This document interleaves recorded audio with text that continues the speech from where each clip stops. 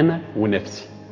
استحالة هبقى واحد، حضرتك انتي ونفسك. السادة اللي معانا هو ونفسه. نفسي ودي معاه ولا ضده؟ هي ضده طول الوقت، ضده مش معاه.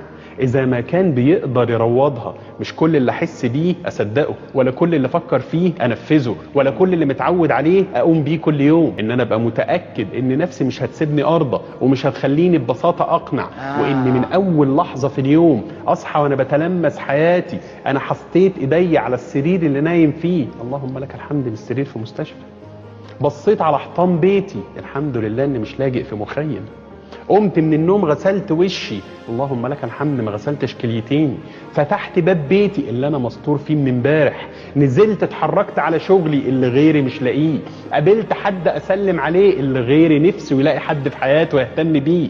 مع كل خطوه وكل نفس ادرب نفسي من اول ما اصحى لغايه ما انام كم من نعم اللي ممكن اكون بمر بيها مع كل نفس انا بتنفسه.